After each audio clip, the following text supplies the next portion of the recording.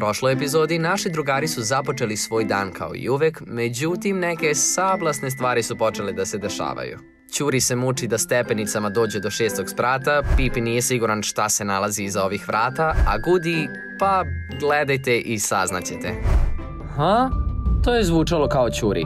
Kao da glas dolazi odavde? Zbunjeno će Pipi.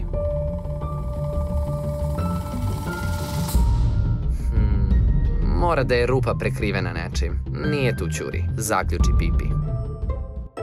Gde sam više ostavio mobilni? Zapita se Gudi. Sva sreća, pa i dalje imamo fiksni. Nasmeja se Gudi. Samo ću da pozovem svoj broj pa ću čuti gde mi je telefon.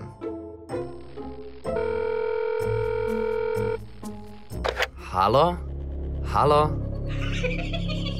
Ma, mora da ga je Pipi uzeo pa me zavitlava. Zaključi Gudi.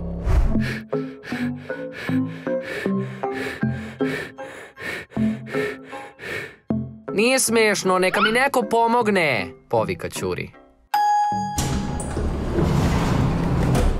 O, Ćuri, šta ti radiš tu? Gospođo Komšinić, zar nije lift u kvaru? Upita Ćuri šokirano. Nekoliko ja znam. Slobodno uđi, mladiću. Uveravajući mu odgovori stara baka.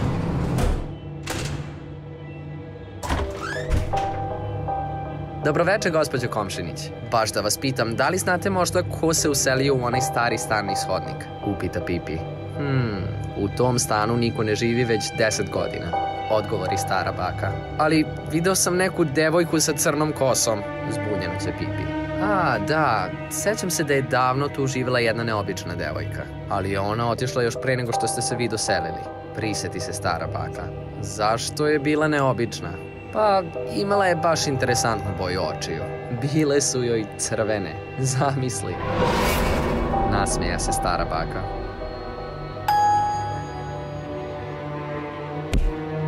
Jel to nešto palo? Zapita se Gudi.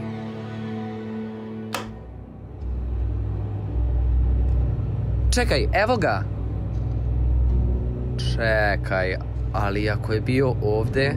Gudi, tu si! Povikaše Pipi i Ćuri u glas. Jao, uplašili ste me, pobuni se Gudi. Nemate pojma kakav mi je bio dan, žalio se Ćuri. A morate da čujete šta se meni desilo. Kao što sam vam rekao, ovo je prosto mesec strašnih priča. Da li vi imate neku da podelite sa nama? Pišite nam dole u komentarima. I naravno, pogledajte naše ostale avanture na YouTube-u i zapratite nas na Facebooku, Instagramu i TikToku. Vidimo se!